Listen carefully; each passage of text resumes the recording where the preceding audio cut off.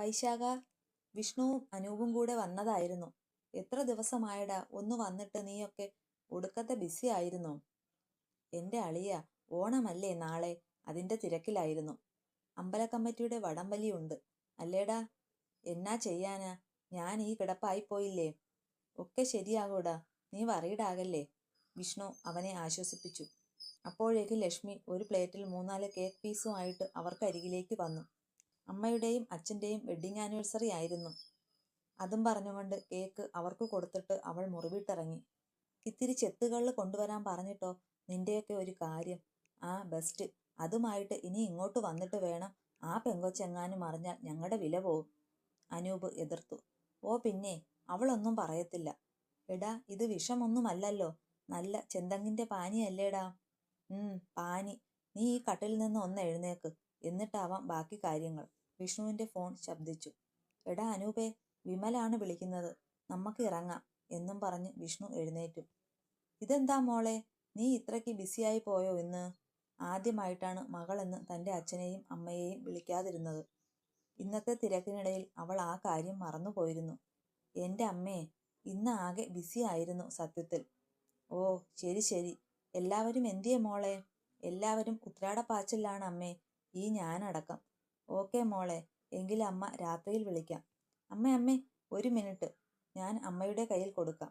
Phone സുമിത്രയ്ക്ക് കൈമാറി. Hello ശ്യാമളെ. ആ, തിരക്കൊക്കെ കഴിഞ്ഞു.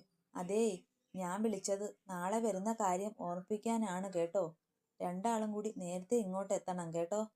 ശരി എന്നാൽ. അവർ ഫോൺ ലക്ഷ്മിക്ക് കൊടുത്തു. ഹലോ അമ്മേ. എങ്കിൽ ശരി, വെച്ചേക്കാം. ഓക്കെ. ഏട്ടത്തി, ഉണ്ണിമോൾ വിളിച്ചപ്പോൾ അവൾ ഉമ്മറത്തേക്ക് വന്നു. അടുത്ത വീട്ടിലെ ശബരീഷിനെ കൊണ്ട് അവർ കുറച്ച് പൂക്കൾ മേടിപ്പിച്ചിരുന്നു. മുറ്റത്ത് വലിയ ഒരു അത്തപ്പൂക്കളം ഇടാൻ വേണ്ടി ഉള്ള വൃത്തം വരയ്ക്കുകയാണ് വീണ. ആഹാ, സൂപ്പർ. അവൾ വരച്ചിട്ട ഡിസൈൻ ഇഷ്ടപ്പെട്ടു ലക്ഷ്മിക്ക്. ഇത് മതിയോ ഏട്ടത്തി? വീണ ചോദിച്ചു. പിന്നെ പോരെ, ഇത് അടിപൊളിയായിട്ടുണ്ട്. ലക്ഷ്മി അവളെ അഭിനന്ദിച്ചു.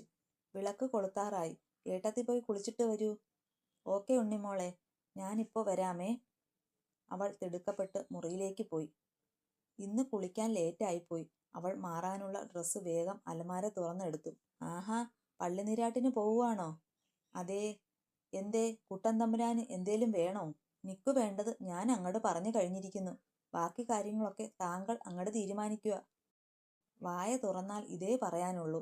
അടങ്ങിക്കിടന്നില്ലെങ്കിൽ ഞാൻ നല്ല അടി വെച്ച് തരും കേട്ടോ. അതും പറഞ്ഞുകൊണ്ട് അവൾ വാഷ്റൂമിലേക്ക് പോയി. ഷവർ ഓൺ ചെയ്തിട്ട് അവൾ അതിൻ്റെ അടിയിൽ നിന്നു. നല്ല തണുത്ത വെള്ളം ദേഹത്തേക്ക് വീണപ്പോൾ അവൾക്ക് വല്ലാത്ത കുളിർമ തോന്നി. വൈശാഖേട്ടൻ്റെ മനസ്സ് നിറയെ തങ്ങൾക്ക് ഒരു കുഞ്ഞുണ്ടാകുന്നതിനെ കുറിച്ച് മാത്രമാണ്. വേണ്ട എന്ന് പറഞ്ഞു മാറ്റിവെക്കാൻ പറ്റുന്ന ഒന്നല്ല ഇത്. കുഞ്ഞുങ്ങൾ ഇല്ലാത്തവരുടെ വിഷമം അത് അനുഭവിച്ചിട്ടുള്ളവർക്ക് മാത്രമേ അറിയൂ. മഹാദേവ, നീ തന്നെ തുണ. കാലത്തെ തന്നെ TV-യിൽ ഓണാഘോഷ പരിപാടി തുടങ്ങിക്കഴിഞ്ഞിരിക്കുന്നു. ഓ, ഈ പാട്ട് കേൾക്കുമ്പോൾ തന്നെ എന്തൊരു ഉന്മേഷമാണ് അല്ലേ അമ്മേ? ലക്ഷ്മി സുമിത്രയെ നോക്കി പറഞ്ഞു. ഞങ്ങളുടെയൊക്കെ ചെറുപ്പത്തിൽ എന്ത് രസമായിരുന്നു എന്നോ.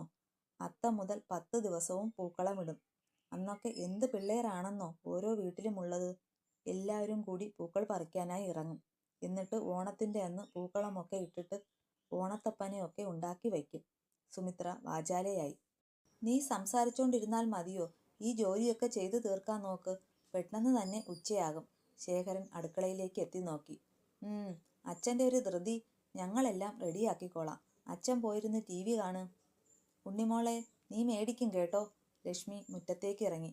അന്തരീക്ഷമാകെ പലതരം വിഭവങ്ങളുടെ സുഗന്ധമായിരുന്നു നിറഞ്ഞു നിന്നത്. ലക്ഷ്മി കാറിൻ്റെ ഡിക്കി തുറന്ന് എല്ലാവർക്കും മേടിച്ച ഓണക്കോടിയുമായിട്ട് മുറിയിലേക്ക് കയറി വന്നു. ഏട്ടാ, ഇതൊക്കെ അവർക്കെല്ലാവർക്കും മേടിച്ച ഡ്രസ്സാണ് കേട്ടോ. അവൾ ഓരോന്നായി എടുത്തു കാണിച്ചു. എല്ലാം അടിപൊളിയായിട്ടുണ്ട് ലക്ഷ്മി. അവസാനമാണ് അവൾ വൈശാഖനുള്ള ഓണക്കോടി എടുത്ത് അവൻ്റെ കയ്യിൽ കൊടുത്തത്. ഹാപ്പി ഓണം ഏട്ടാ. അവൻ ആ പാക്കറ്റ് പൊട്ടിച്ചു നോക്കി. കലക്കിയില്ലോ. എനിക്കിഷ്ടമായി ലക്ഷ്മി, അവൻ മന്ദഹസിച്ചു. വീണയ്ക്കും ഉണ്ണിമോൾക്കും ഒക്കെ എല്ലാം ഇഷ്ടപ്പെട്ടു. ഉച്ചയോടെ അശോകനും ശ്യാമളയും എത്തിച്ചേർന്നു. അങ്ങനെ ഓണമൊക്കെ പൊടി പൊടിക്കുകയാണ്. സാമ്പാറും അവിയലും തോരനും മെഴുക്കുപുരട്ടിയും പച്ചടിയും തീയലും കാളനും ഓലനും എന്ന് വേണ്ട എല്ലാ വിഭവങ്ങളും ഉണ്ടായിരുന്നു സദ്യയ്ക്ക്. ഓ, എന്തായാലും ചേച്ചിയുടെ കൈപുണ്യം അപാരമാണ് കേട്ടോ. ശ്യാമള സുമിത്രയുടെ കയ്യിൽ പിടിച്ചു കുലുക്കി. എല്ലാവരും പരസ്പരം ഓണക്കോടിയൊക്കെ കൈമാറി. ആകെ ഒരു ഉത്സവത്തിന്റെ പ്രതീതിയായിരുന്നു. ഇത്രയും സന്തോഷത്തോടെ താൻ ഇതുവരെ ഓണം ആഘോഷിച്ചിട്ടില്ല എന്ന് ലക്ഷ്മി ഓർത്തു. അമ്പലത്തിലെ ഓണാഘോഷത്തിന്റെ ആണെന്ന് തോന്നുന്നു. ആർപ്പുവിളികളും ആരവങ്ങളും ഒക്കെ ഉയർന്നു പൊങ്ങുന്നുണ്ട്. വൈകിട്ടോടുകൂടിയാണ് അശോകനും ശ്യാമളയും യാത്ര പറഞ്ഞു പോയത്. അങ്ങനെ ഈ കൊല്ലത്തെ ഓണവും കഴിഞ്ഞു അല്ലേ അമ്മേ? ഇനി ഒരാണ്ടത്തേക്കുള്ള കാത്തിരിപ്പാണ് മോളെ. അടുത്ത ഓണം ഇതിലും കേമമാക്കാനാണ് ആളുകൾ ഇപ്പോഴേ തീരുമാനമെടുക്കുന്നത്. ഈ കാത്തിരിപ്പിനും വല്ലാത്ത ഒരു സുഖം ഉണ്ടല്ലേ അമ്മേ? അങ്ങനെ ദിവസങ്ങൾ ഒഴിഞ്ഞു പൊയ്ക്കൊണ്ടേയിരുന്നു. ലക്ഷ്മി പതിവുപോലെ കോളേജിൽ പോകും. അവൾ വരുന്നത് കാത്തിരിക്കും വൈശാഖൻ. ഇടയ്ക്കെല്ലാം അവൻ പുസ്തകങ്ങളൊക്കെ വായിച്ചു പഠിക്കും. എങ്ങനെയെങ്കിലും ഒരു ഗവൺമെന്റ് ജോലി മേടിച്ചെടുക്കണം. അതുമാത്രമായിരുന്നു അവന്റെ ചിന്ത. ഇടയ്ക്ക് 2-3 പ്രാവശ്യം വൈശാഖൻ ഹോസ്പിറ്റലിൽ ചെക്കപ്പിന് പോയിരുന്നു. പതിയെ പതിയെ അവന് മാറ്റങ്ങൾ വന്നു തുടങ്ങി. ഡോക്ടറുടെ നിർദ്ദേശപ്രകാരം അവൻ പതിയെ പതിയെ നടക്കാൻ തുടങ്ങി. ഇപ്പോൾ അവന് പരസഹായമില്ലാതെ കാര്യങ്ങളൊക്കെ ചെയ്യാൻ തുടങ്ങി. ഇതിനോടിടയ്ക്ക് വൈശാഖൻ 1-2 PSC പരീക്ഷകളും എഴുതിയിരുന്നു. പ്രീതി ടെക്സ്റ്റൈൽസിൽ പിന്നീട് അവൻ ജോലിക്ക് പോയിരുന്നില്ല. ഒരു ഗവൺമെന്റ് ജോബ്, അതാണ് അവന്റെ ഊണിലും ഉറക്കത്തിലും ഉള്ള ഒരേ ഒരു ചിന്ത. അങ്ങനെ സന്തോഷത്തോടുകൂടി അവരുടെ ജീവിതം പച്ചപിടിച്ചു വരികയാണ്. ഇടയ്ക്കെല്ലാം ലക്ഷ്മിയെ അവൻ കോളേജിൽ കൊണ്ടുപോയി വിടും. വിജിക്ക് ഡേറ്റ് അടുത്തടുത്ത് വരികയാണ്. അതിന്റെ ആശങ്കകളാണ് സുമിത്രയ്ക്ക്. വിജിയുടെ നടപ്പ് കാണുമ്പോൾ ലക്ഷ്മിക്ക് പേടിയാണ്. എന്റെ വൈശാഖേട്ടാ, പാവം വിജി ചേച്ചി. ചേച്ചിക്കാണെങ്കിൽ നല്ല ക്ഷീണമുണ്ട് കേട്ടോ. എടീ, അങ്ങനെയൊക്കെയാണ്. അല്ലാതെ ചുമ്മാതെ ഒരു കുഞ്ഞിനെ കിട്ടില്ല കേട്ടോ. കുറച്ച് ത്യാഗമൊക്കെ സഹിക്കണം, അവൻ പറഞ്ഞു. പിന്നീട് അവൾ അതിനെക്കുറിച്ചൊന്നും സംസാരിച്ചില്ല. വിജിക്ക് ഒരു ആൺകുഞ്ഞായിരുന്നു ജനിച്ചത്. നല്ല വെളുത്തു തുടുത്ത ഒരു സുന്ദരക്കുട്ടൻ. ആ കുഞ്ഞിനെ എല്ലാവരും താലോലിക്കുന്നത് കാണുമ്പോൾ, അവന്റെ പല്ലില്ലാത്ത മോണ കാട്ടിയുള്ള ചിരി കാണുമ്പോൾ പലപ്പോഴും ലക്ഷ്മിയുടെ ഉള്ളിലും ഒരു അമ്മയാകാനുള്ള മോഹം പൊന്തി വന്നു. വിജി 3 മാസം കഴിഞ്ഞു ഭർത്താവിന്റെ വീട്ടിലേക്ക് പോയ ദിവസം എല്ലാവർക്കും ഭയങ്കര വിഷമമായിരുന്നു. എന്റെ മോളെ, നമ്മൾക്ക് ഇവിടെയും ഒരു കുഞ്ഞു വേണം. പെൺമക്കൾക്ക് കുഞ്ഞുണ്ടായാലും കുറച്ച് ദിവസം കഴിയുമ്പോൾ അവർ അവരുടെ കുടുംബത്തിലേക്ക് പോവും. ഇവിടെ അച്ഛനും പറഞ്ഞു. വൈശാഖന്റെ കുഞ്ഞിനെ കാണാൻ കൊതിയായി എന്ന്. സുമിത്ര തന്റെ ഉള്ളിൽ കൊണ്ടു നടന്ന ആഗ്രഹം അവളോട് തുറന്നു പറഞ്ഞു. അന്ന് രാത്രിയിൽ അവൾ വൈശാഖനോട് അമ്മ പറഞ്ഞ കാര്യങ്ങൾ വിശദീകരിച്ചു. നിന്റെ പഠിപ്പ് കഴിയട്ടെ ലക്ഷ്മി. എന്തായാലും കുറച്ചുകൂടി നമ്മൾക്ക് കാത്തിരിക്കാം എന്നായിരുന്നു അവന്റെ മറുപടി. പതിവുപോലെ ലക്ഷ്മി അന്നും കോളേജിൽ പോയിരിക്കുകയാണ്. വൈശാഖൻ അച്ഛനെ സഹായിച്ചുകൊണ്ട് കൃഷിയിടത്തിൽ നിൽക്കുകയാണ്. വൈശാഖോ, ഒരു രജിസ്റ്റർ ഉണ്ട്. പോസ്റ്റ്മാൻ രാഘവൻ ചേട്ടനായിരുന്നു അത്. മിടിക്കുന്ന ഹൃദയത്തോടുകൂടി അവൻ അത് ഒപ്പിട്ട് വാങ്ങി. താൻ ഇടയ്ക്ക് എഴുതിയ പോലീസ് ഇൻസ്പെക്ടർ ടെസ്റ്റിൽ താൻ പാസ്സായിരിക്കുന്നു അച്ഛാ. അവൻ ഓടിച്ചെന്ന് ശേഖരനെ കെട്ടിപ്പിടിച്ചു. ഛേ, എന്താ ഇത് മോനെ? എന്റെ ദേഹമാകെ വിയർപ്പാണ്. അയാൾ അവനെ തന്നിൽ നിന്നും അടർത്തി മാറ്റി. അച്ഛാ, എനിക്ക് ജോലി കിട്ടി അച്ഛാ, പോലീസിൽ.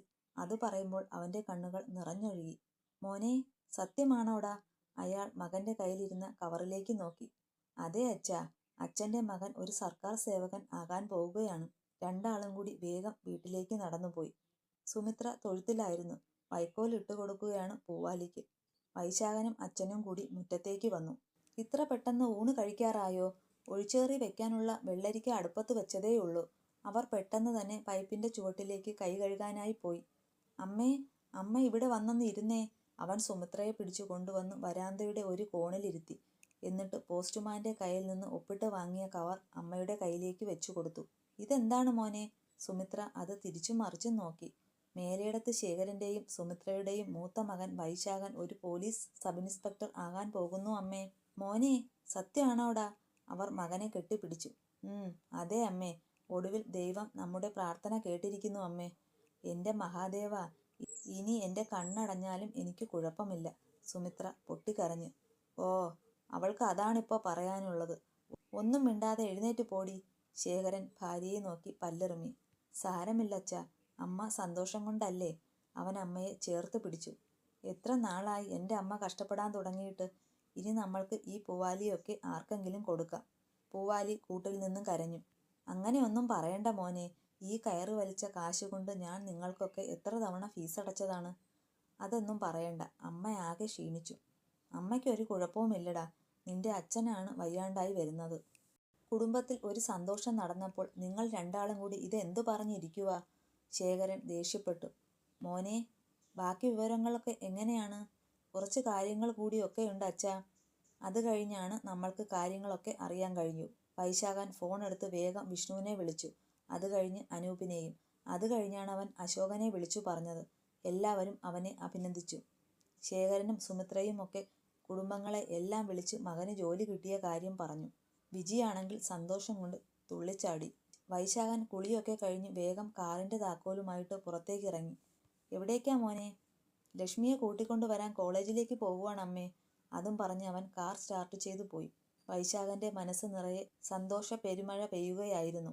ലക്ഷ്മിയെയും കൂട്ടി ഒരു ഐസ്ക്രീം പാർലറിൽ കയറണം. ഐസ്ക്രീം കഴിച്ചുകൊണ്ട് ഇരിക്കുമ്പോൾ വേണം അവളെ സർപ്രൈസ് കാണിക്കുവാൻ. കോളേജിന്റെ വാതുക്കൽ എത്തിയിട്ട് അരമണിക്കൂറായി കാണും. ലക്ഷ്മി വരാൻ കാത്തിരിക്കുകയാണ് അവൻ. ഓരോ നിമിഷവും തള്ളി നീക്കി കാത്തിരിക്കുകയാണ് വൈശാഖൻ. കുറച്ചു സമയം കഴിഞ്ഞതും കോളേജ് ഗേറ്റ് കടന്ന് വരി വരിയായും ചിതറിയും ഒക്കെ കുട്ടികൾ ഇറങ്ങി വരുന്നത് അവൻ കണ്ടു. ഓരോ മുഖങ്ങളിലും അവൻ തിരഞ്ഞത് ലക്ഷ്മിയായിരുന്നു. പക്ഷേ അവളെ മാത്രം അവന് കണ്ടെത്താനായില്ല. വൈശാഖൻ പതിയെ തൻ്റെ പോക്കറ്റിൽ നിന്ന് ഫോൺ കയ്യിലെടുത്തു. എന്നിട്ട് അവളുടെ നമ്പറിലേക്ക് കോൾ ചെയ്യാൻ തുടങ്ങിയതും ലക്ഷ്മി അകലെ നിന്ന് നടന്നു വരുന്നത് അവൻ കണ്ടു. ക്ലാസ്മേറ്റ് ആണെന്ന് തോന്നുന്നു. കൂടെ ഒരു പയ്യനും ഉണ്ടായിരുന്നു. വൈശാഖനെ കണ്ടതും അവൾ ഓടി അവൻ്റെ അരികത്തേക്ക് വന്നു. ഏട്ടാ, ഇതെന്താ പതിവില്ലാതെ? ഇന്ന് നിന്നെ പിക്ക് ചെയ്യാൻ വരണം എന്ന് തോന്നി. അതുകൊണ്ടാണ്. വാ പോകാം. അവൻ കാർ സ്റ്റാർട്ട് ചെയ്തു. ലക്ഷ്മി ആ പയ്യന്റെ നേരെ കൈവീശി കാണിക്കുന്നത് അവൻ കണ്ണാടിയിൽ കൂടി കണ്ടു. ആരാ ആ പയ്യൻ? My friend Karthik. ലക്ഷ്മി ആകെ പരവശയായിരിക്കുന്നത് പോലെ തോന്നി അവന്. സാധാരണയായി കോളേജ് വിട്ട് കഴിഞ്ഞാൽ അവിടുത്തെ വിശേഷങ്ങൾ മുഴുവൻ പറയുന്നതാണ് അവൾ. പക്ഷേ ഇന്ന് ഇത്രയും നേരമായിട്ടും ഒരക്ഷരം പോലും അവൾ സംസാരിക്കുന്നില്ല. അവൻ ഒരു ഐസ്ക്രീം പാർലറിന്റെ മുന്നിൽ കൊണ്ടുവന്ന് വണ്ടി നിർത്തി. ലക്ഷ്മിയാണെങ്കിൽ മുന്നോട്ട് കണ്ണും നട്ട് ഇരിക്കുകയാണ്. എടോ, താൻ ഇറങ്ങുന്നില്ലേ? അവൻ ചോദിച്ചതും അവൾ ഞെട്ടി. വീടെത്തിയോ ഏട്ടാ? വീടെത്തി. നീ ഇത് എവിടെയാണ് ലക്ഷ്മി? സോറി ഏട്ടാ, ഞാൻ വല്ലാത്ത തലവേദന. ഇറങ്ങി വാ, ഒരു ഐസ്ക്രീം കഴിച്ചിട്ട് പോകാം. ഏട്ടാ, ഇന്ന് വേണ്ട, നമ്മൾക്ക് പിന്നൊരിക്കലാകാം. എനിക്ക് ഉച്ചയ്ക്ക് ശേഷം തുടങ്ങിയ തലവേദനയാണ്. അവൾ നെറ്റിയിലേക്ക് കൈകൾ ഊന്നി. പിന്നീട് അവൻ അവളെ നിർബന്ധിക്കാൻ പോയില്ല. വീടെത്തുന്നതുവരെ അവർ കൂടുതലൊന്നും സംസാരിച്ചതുപോലുമില്ല. കാർ പാർക്ക് ചെയ്തിട്ട് ഉമ്മറത്തേക്ക് വന്ന വൈശാഖനെ ഓടി വന്ന് സഹോദരിമാർ രണ്ടാളും കെട്ടിപ്പിടിച്ചു. ഏട്ടാ, കൺഗ്രാസ്. വീണ പറയുന്നത് മുറിയിലേക്ക് കയറിപ്പോയ ലക്ഷ്മി കേട്ടു. ഒരു നിമിഷം അവൾ പിന്തിരിഞ്ഞു വന്നു. എനിക്ക് ഒരു ചെത്ത് ചെത്തണം. പോലീസ് ജീപ്പിൽ കയറാൻ പറ്റുമോ ഏട്ടാ? അതൊക്കെ അപ്പോഴല്ലേ ഉണ്ണിമോളെ. ഞാനൊന്നു പോയി കുളിച്ചിട്ട് വരാം കേട്ടോ, അവൻ അലക്ഷ്യമായി പറഞ്ഞു. വൈശാഖേട്ടാ, ജോലിയോ? എന്ത് കാര്യമാണ് അവർ രണ്ടാളും പറഞ്ഞത്? അവൾ അവൻ്റെ അരികിലേക്ക് വന്നുവെങ്കിലും അവൻ ഒന്ന് നോക്കുക പോലും ചെയ്യാതെ റൂമിലേക്ക് പോയി. വൈശാഖേട്ടാ, ഏട്ടാ പ്ലീസ് എന്നോടൊന്ന് പറയ്. അതോ ഞാൻ ഇത്രയും പെട്ടെന്ന് അന്യയായോ? അവൻ കട്ടിലിൽ വന്നു കിടന്നു. കൈകൾ രണ്ടും കൂട്ടിപ്പിണച്ചു തലയ്ക്ക് പിറകിലായി വെച്ചു. ലക്ഷ്മി ഒന്ന് രണ്ട് വട്ടം നോക്കിയെങ്കിലും അവൻ കൂടുതലൊന്നും സംസാരിക്കാൻ തയ്യാറായില്ല. അപ്പോഴാണ് മേശമേലിരിക്കുന്ന കവറിലേക്ക് അവളുടെ ദൃഷ്ടി പതിഞ്ഞത്. ലക്ഷ്മി ഓടിച്ചെന്ന് അതെടുത്തു നോക്കി. അത് വായിച്ചതും അവളുടെ കണ്ണുകൾ നിറഞ്ഞു. വൈശാഖേട്ടാ, അവൾ അവനെ പിടിച്ചു കുലുക്കി. ഇങ്ങോട്ട് എഴുന്നേക്ക് മനുഷ്യ, കിടക്കണ കിടപ്പ് കണ്ടില്ലേ? അവൾ അവൻ്റെ കൈത്തണ്ടയിൽ ശക്തമായി ഒരു നുള്ളു കൊടുത്തു. ഹോ, എന്ത് വേദനയാടി! അവൻ അവളോട് ദേഷ്യപ്പെട്ടുകൊണ്ട് ചാടി എഴുന്നേറ്റു. അങ്ങനെ വഴിക്ക് വാ. അവൻ എഴുന്നേറ്റ് നിന്നത് ലക്ഷ്മി അവനെ കെട്ടിപ്പുണർന്നു. മിടുക്കൻ, എനിക്ക് സന്തോഷമായി വൈശാഖേട്ടാ. അവൻ്റെ നെഞ്ചിൽ കൂടി അവളുടെ കണ്ണുനീർ ഒലിച്ചിറങ്ങി. നിന്നോട് പറയാൻ വേണ്ടിയാണ് ഞാൻ വന്നതും നിന്നെ കാത്തു നിന്നതും. അപ്പോൾ നിനക്ക് തലവേദന. പിന്നെ ഞാൻ എന്തു ചെയ്യണം? ഇന്നാണെങ്കിൽ കുറേ വർക്ക്സൊക്കെ ഉണ്ടായിരുന്നു. എല്ലാം ചെയ്തു കഴിഞ്ഞപ്പോൾ മടുത്തുപോയി. പിന്നെ ഭയങ്കര തലവേദനയും. അവൻ അവളുടെ താടി പിടിച്ച് മേൽപോട്ട് ഉയർത്തി. നിനക്ക് എന്നോടെന്തെങ്കിലും പറയാനുണ്ടോ? എന്ത്? ഒന്നുമില്ല ഏട്ടാ, ഒരു കുഴപ്പവുമില്ല. അവന് മുഖം കൊടുക്കാതെ ലക്ഷ്മി പറഞ്ഞു. ശരി, എന്നാൽ നീ പോയി ചായ കുടിക്ക്. ലക്ഷ്മി ഒന്നുകൂടെ വായിച്ചു നോക്കിയിട്ട് അത് ഭദ്രമായി അലമാരയിൽ കൊണ്ടുപോയി വെച്ചു. ഡ്രസ്സ് മാറിയിട്ട് അവൾ മുറിക്ക് പുറത്തേക്ക് പോയി. പാവം ലക്ഷ്മി, താൻ എന്തൊരു ദുഷ്ടനാണ്. ഒരു നിമിഷം കൊണ്ട് താൻ എന്തൊക്കെയോ ആലോചിച്ചു കൂട്ടി. കൂടെ ഒരു പയ്യനെ കണ്ടതും താൻ ഇത്രയ്ക്ക് ചീപ്പായോ? അവൻ ഓർത്തു.